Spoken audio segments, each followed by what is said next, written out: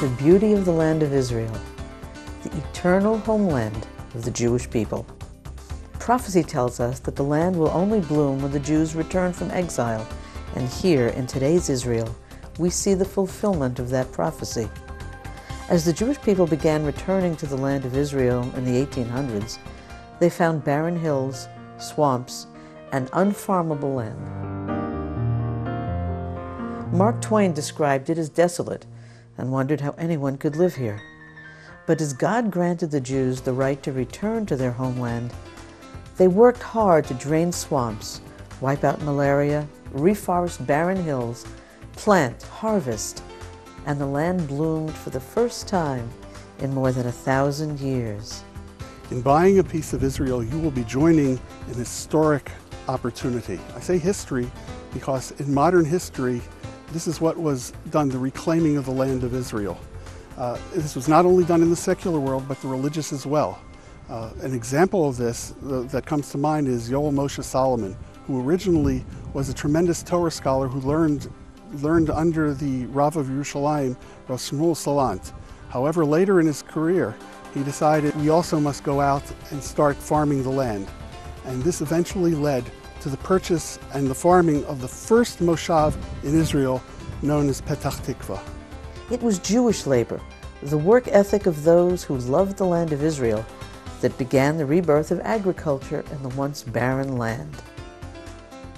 As the land of Israel once again bloomed for the returning Jews, many Arabs from surrounding countries flooded into pre-state Israel.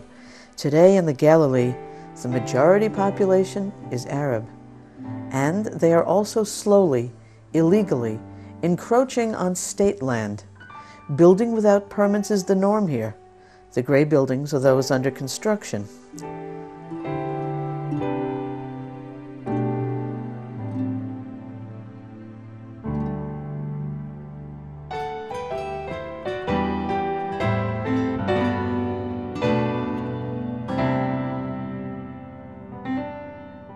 Arabs build houses in the middle of land zoned only for agriculture, like this olive grove, and soon an entire village springs up. The Israeli government does nothing to stop it. One of the best examples of the Arab takeover of the Galilee is the situation with Kfar Shibli, the Bedouin Arab village, and Kfar Tavor, which are side by side. As one can see, the illegal building and construction and all the gray buildings, every few months there's more and more, and they come closer and closer, and they use the agricultural land as the front. There's no permits, there's no licensing, there's no property tax. They build where they want. As the first step towards taking our land back, Buy a Piece of Israel is working to rekindle the flame of Jewish agricultural labor in Israel.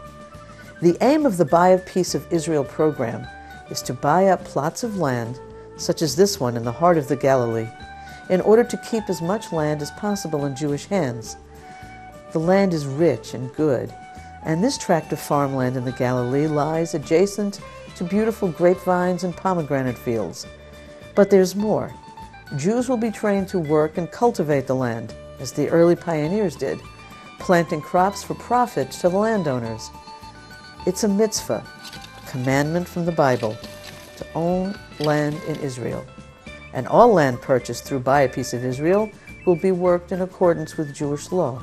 All Jewish law being observed, including Orlah, which means keeping the produce for the first 3 years alone, leave it alone till the 4th year, including Shemitah, where once in every 7 years land is kept fallow, not to be worked on, including Trumot U'Masrot, where every year portions of the land, portions of the produce is given off to the poor, to people who do not have.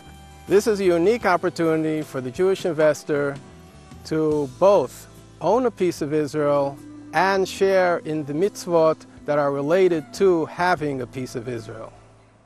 The demographic threat to the Galilee is not the only one facing Jews in Israel.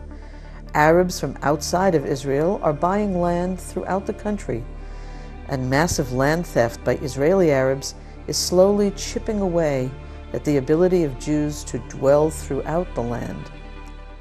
By buying and working agricultural land, we're saying enough. It stops here.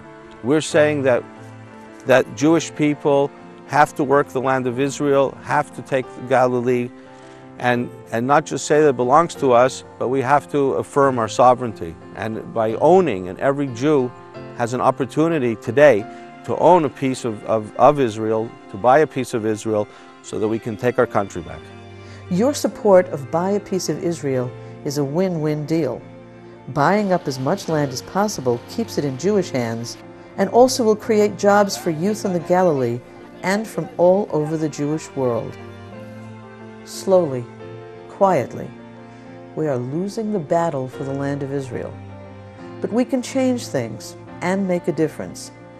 Join us and buy a piece of Israel, because it's time to take our country back.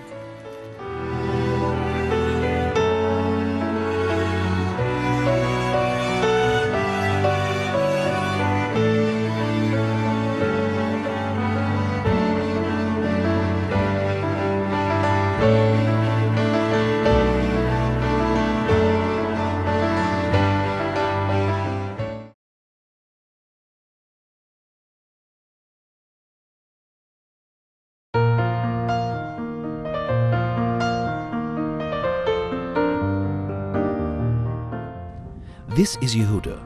He's a farmer and rancher with 1,200 acres of some of the most beautiful land in Israel. סבא אחד בא ב-1904 ליבנל, וסבא אחד בא ב-1910 ליבנל. פה זכיתי לעבוד במה שאני אוהב. יש לי חלקת אלוהים קטנה פה, שאני חושב שלא הרבה זוכים לעבוד בדברים שהם אוהבים. ובסך הכל אנחנו רוצים להמשיך לחיות במדינה שלנו. אין לנו מדינה אחרת. אין לנו ארץ אחרת, ואנחנו רוצים לחיות פה, ורוצים לחיות בכבוד, ורוצים לחיות עם ראש למעלה זקוף. Yehuda's land is perfect for cattle grazing, and the neighboring Arabs think so too. משפחה של בדואים מנסה להשתלט לי פה על השטח. דירות של הבקר נחתכים לי בלילות. השטח נשרף בתדירות של כל שנה, השטחים שלי נשרפים. הבקר שלהם נכנס לפה בצורה מאוד לא חוקית. מספר אירועים שהגענו לממש מגע, באחד הפעמים ב-2001 היה על הירי, ב-98 עשו לי מערב וסקלו אותי באבנים, הרכב שלי ממש ריסקו לי את הרכב. לפני כחודשיים הפועל שלי קיבל פה מכות, וכן הלאה, כל פעם יש אירועים נוספים כאלה. במהלך השנה האחרונה חתכו לי כ-6,500 מטר גדר. למה היום נפסיד פה, מחר נפסיד מקום אחר, וזה תגובת שרשרת. ואם היום אני נוטש פה ויבואו לפה, ישבו פה בני דודים, אז היום, מחר יישב פה בית אחד, ואחרי שנה ישבו פה 10 בתים, ואחרי שנתיים יש פה כפר שלם. אנשים כמוני ונוספים רבים אחרים, זה חשוב שאנחנו יושבים על השטחים הפתוחים, ואנחנו שומרים על השטחים הפתוחים. למה אם אנחנו לא נשמור על השטחים הפתוחים האלה, באיזשהו שלב כל השטחים האלה ייעלמו.